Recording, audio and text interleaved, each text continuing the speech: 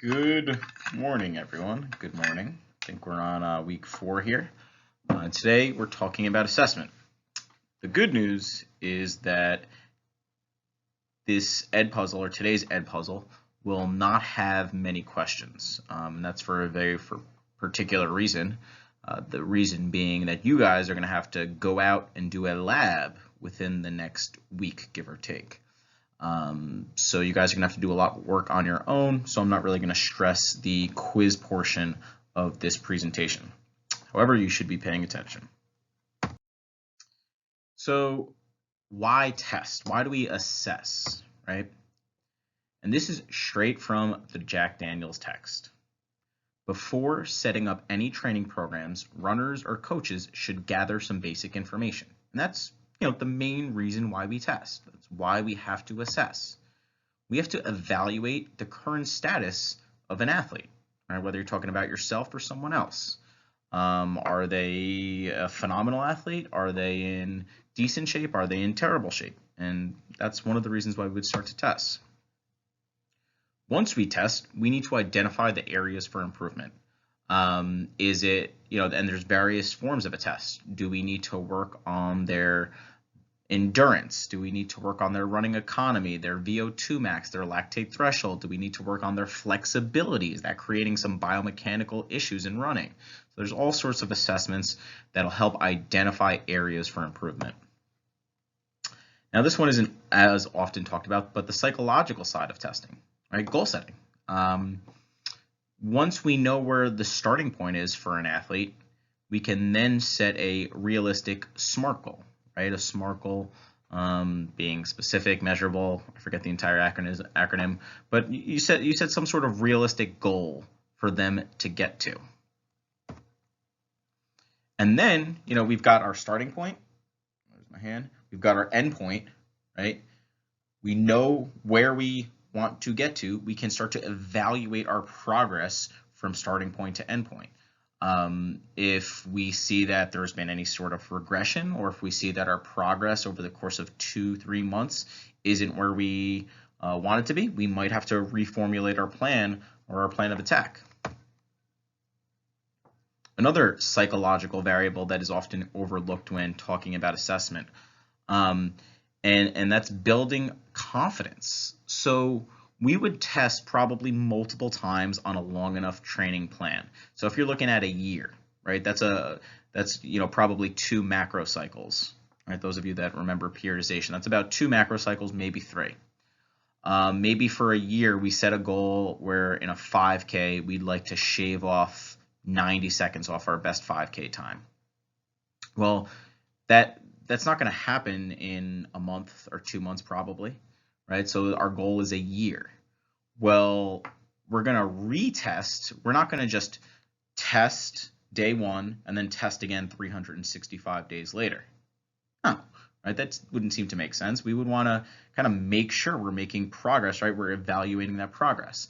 And by having multiple tests over the course of that year, right? If the athlete is trending in the right direction, which hopefully they are, you can really start to build some confidence. And I've seen that having worked with athletes, when we have an end goal and they start to make steps and progress towards that end goal, they get excited. The buy-in increases even more. So I think having that starting point and that end point and then retesting along the lines to evaluate progress is very, very important. So there are definitely some situations when you should not be testing and you should not be assessing a client athlete. There's certain times where if somebody's completely new to a sport, why would you test them?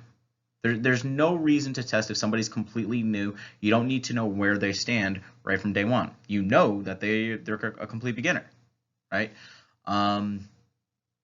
Now, number two, this is from experience coaching.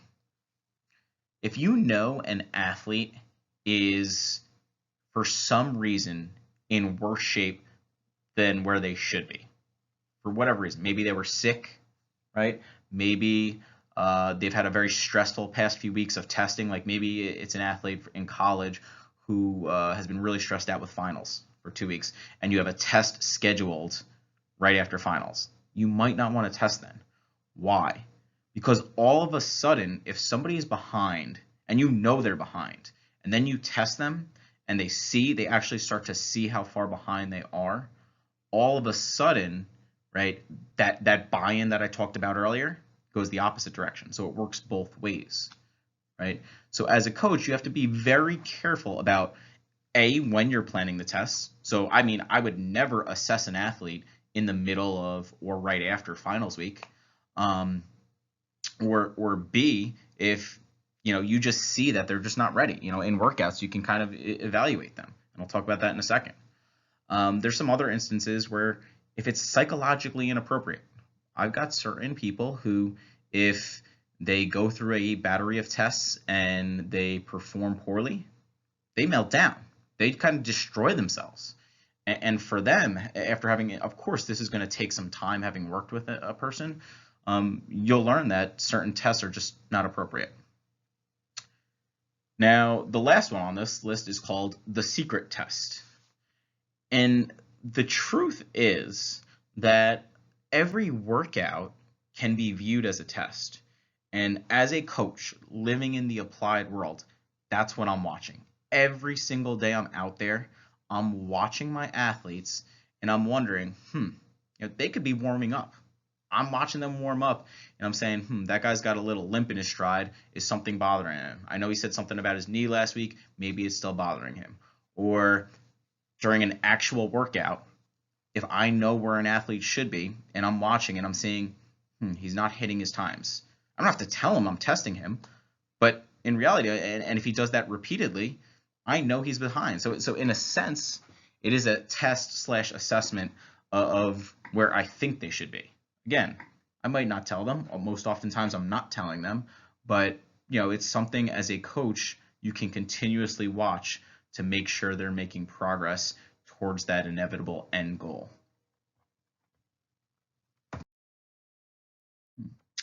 All right, so evaluation of a test, right? So we're going back to the good old validity and reliability. If you had me in 4520, you would remember this. You guys should remember this probably from XPhys. You have to select an appropriate test, right? So there's certain tests that are probably more appropriate than others. So let's just go with basic definitions of validity, right? It's the degree to which a test measures what it actually intends to measure. So the major form of validity is construct validity, and that's why it's highlighted. Like, does the test actually represent the underlying constructs with which you're testing? And I'll just jump right into it. Something like the beep test, where the beep test is a great test, and I love it. You guys will see.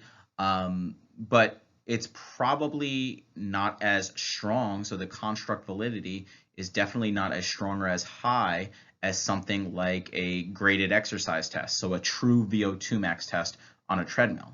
Well, why? Because in the beep test, you run and then you stop. You run and then you stop.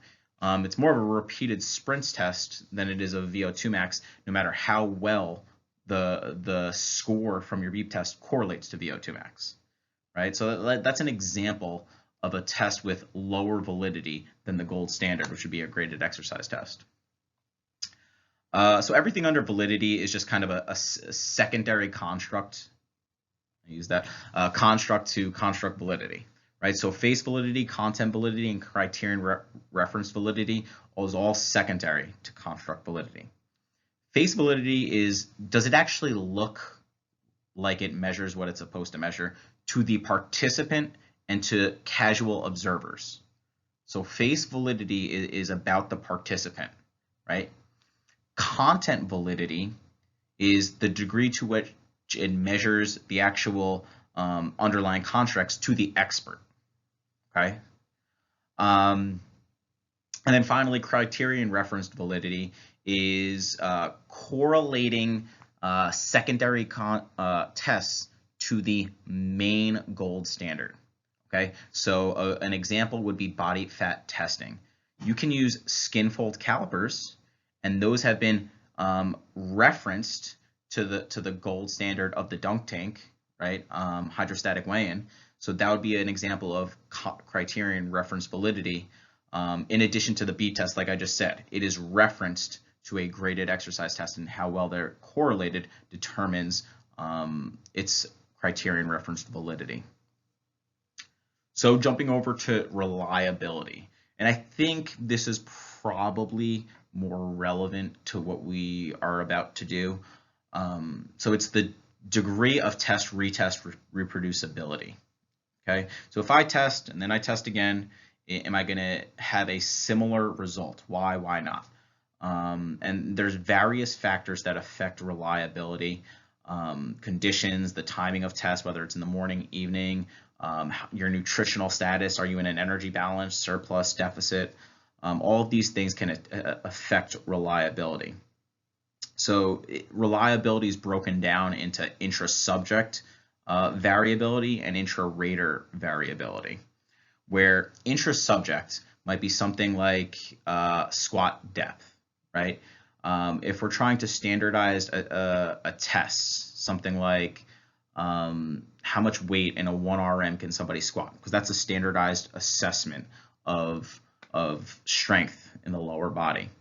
Well, what if somebody squats a little bit higher, right? Or what if anatomically somebody can't squat to depth? I mean, that's happened, right? FAI, right? If you look it up, if you don't know it, some people just can't squat to depth without pain, right? So that's going to affect your intra-subject variability scores within like a 1 RM squat test.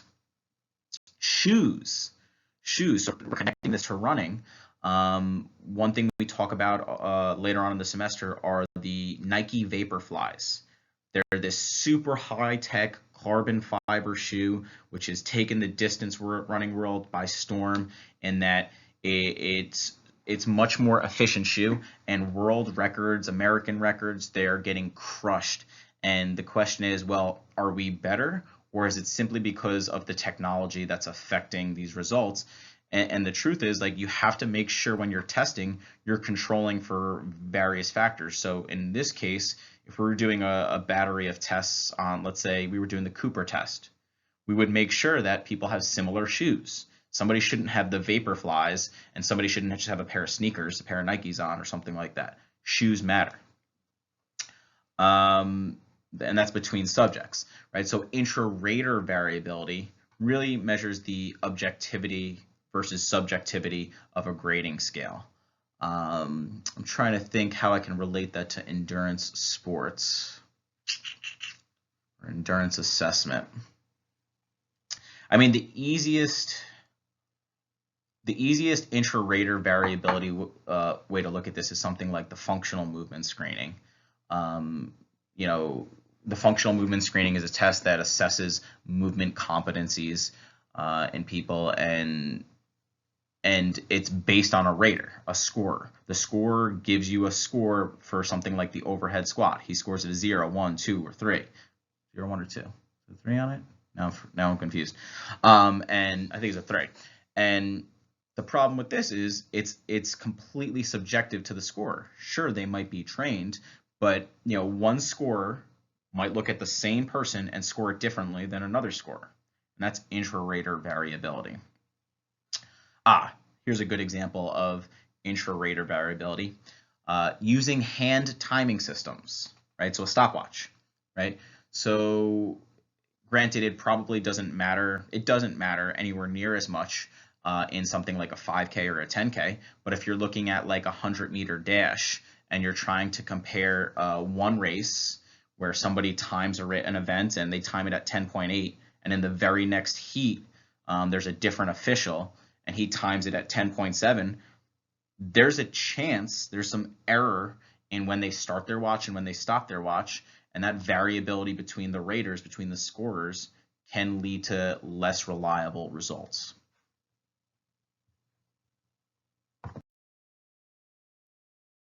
Testing, which one? Well, what are we testing? What are we measuring? You can measure certain things like current fitness level, where you could measure heart rate to varying degrees, resting heart rate, exercising heart rate maximum. You could assess power produced on like a rower or on a bike.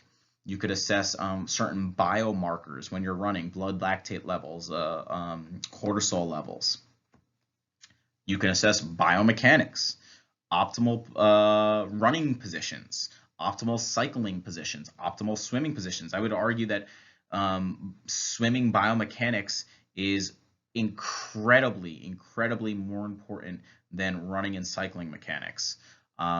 This video is an example of a very famous runner, Emil Zatopek, who had this really funky running style where when he ran, his arms would kind of cross over his body, and that's kind of the golden rule of running, where we want to be more linear, with less wasted movement in the rotational world.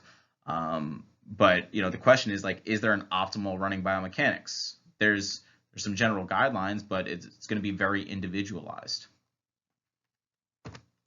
Assessing technique, readiness.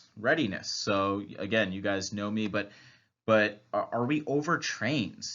Assessing, testing readiness to train matters. So like for runners, a really good, or endurance athletes, a really good way to assess readiness is resting heart rate.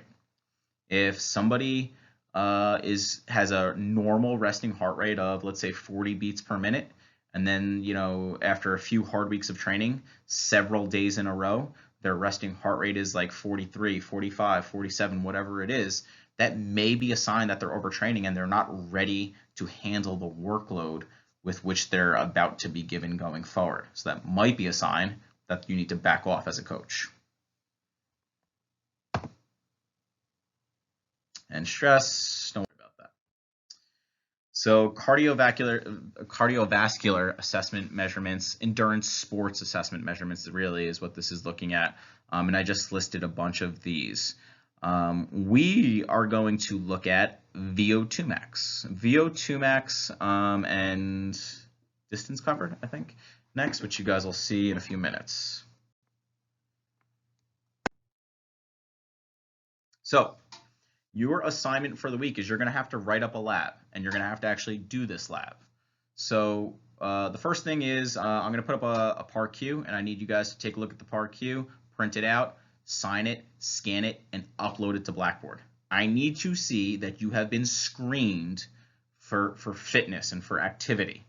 All right, so I'm going to upload the physical activity readiness questionnaire. You guys have to answer it, scan it, and upload it.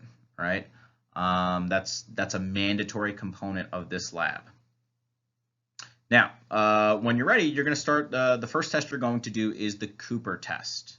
So before you do anything, you have to record your resting heart rate. You guys should know how to record your resting heart rate by now. Most of you guys are all seniors in this class, so I'm not going to get into it. Then for the test, you have to get yourself to a 400-meter track. Some of you guys are like, yeah, but what's going on outside? It's snowing right now. Literally, as I'm making this, it's snowing, and we've got a few inches of snow on the ground. Listen, I looked at the weather. I'm a track and field coach. I can tell you right now with 100% certainty that tracks will be cleared within the next 3 to 4 days. 5 days at the absolute most. We're getting a few 48-degree, 50-degree days. So they will be clear, and you will have time to do this test. So essentially, you're going to warm up, right? You're always going to warm up. You're going to go to the starting line of the track, and you're going to set a timer, and you're going to run for 12 minutes, and you're going to try to cover as much ground as possible in 12 minutes. What you may want to do, and I kind of put the picture of the track up here for you guys that have no idea what you're doing, is you want to assess where you finish at the 12 minutes. So let's say you get 5 laps, right? The starting line, I think you can see my mouse is right here. You do 5 full laps, and after you finish the 5th lap, maybe you get the first turn. That's 100 meters. So make sure you track partial meters, whether it's 50, 100, 150, right? So if I complete half a lap when the 12 minutes is done, that's 200 extra meters. If I finish 3/4 of a lap, when it's done, that should be 300 meters plus whatever I covered. So if I cover 4 laps on a 400-meter track, 4 times 400, that's 1,600 meters. and let's say I also finish 300 meters. So I will have covered 1900 meters in total. If I finish 6 laps plus half a lap, 6 laps plus half a lap, 6 times 400 equals, what is that? What did I say? 6 times 4, 2400, 6, 12, 18, 24. So that's 2400 plus the 200 meters. Now you're looking at 600 meters covered, or 2600 meters covered in the 12 minutes. Okay. You are obviously allowed to walk if need be, but your goal is to cover as much distance as possible within the 12 minutes. When you are done, as soon as you finish, I would like you to record your heart rate as soon as you finish. So that should obviously be a really high number. If you guys have a resting heart rate of 100, or excuse me, if you have a heart rate when you finish exercising of something like 110, I know either A, you didn't record it right, B, you just simply didn't do it and you made up some thing, or B, you made up some number, right? So your heart rate at completion should be something like, I mean, I'm not even going to tell you guys. You guys should figure it out, okay? Then, on a different day, you guys are to go and do the beep test, which is also known as the pacer test. So what you're going to have to do is you're going to have to go into the App Store and download the beep test. There's several different versions. It could be the pacer test, the beep test, whatever it is. But that's the test you're going to utilize, and you're going to do the 20-meter version. Some people have a 15-meter version. Sometimes there's a yard version. You need to do the 20-meter version of the beep test. If you guys can't find it in the App Store, let me know. The way this test will work, you could do this on any flat surface. You could do it in a parking lot. You could do it at the track. You could do it wherever you'd like. You're going to put cones 20 meters apart. 2 cones or 2 markers 20 meters apart. How do you determine the distance, right? You're going to walk 70 to 80 feet, 70 to 80 steps. You put 1 foot heel to toe in front of the other, heel to toe in front of the other. You're going to do that for 70 to 80. Why do I say 70 to 80? Well, if you've got a big foot, right, let's say you're size 12, 13, right, you're probably going to do more like 70 heels to toe. If you have a small shoe, say you're a female, 5'1", 5'2", you're going to do more like 80 heels to toe. Obviously, this is not 100% accurate, but it's as close as we can do given the current conditions. The way it works, you're going to start the app and you're going to hold your phone in your hand the entire time running.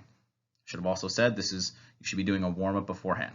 But you start the app gives you a beep, it tells you to run to the cone. When it says go again or beeps again, you have to run back to the next cone. When it beeps, you got to keep going. If you are unable to reach the cone before the next beep, you record the highest completed score. What you'll see, each level has secondary sub-levels. So it's going to say level 1.1, level 1.2, level 1.8. I think level 1 goes to like 1.10 or 1.11, and then it goes to level 2. So level 2.1, 2.2, and each level gets a little faster. So level 2 is faster than level 1, level 5 is faster than level 4, so on and so forth. But your goal is to go for as long as possible. And once again, record your final heart rate exactly as you finish, right away. Some cool things about this test. 1, the score within the beep test can actually be converted to a VO2 max. So I want you guys to do this. This is going to be available on Top End Sports. I will put a link on Blackboard. The pacer and beep test has been validated many times over.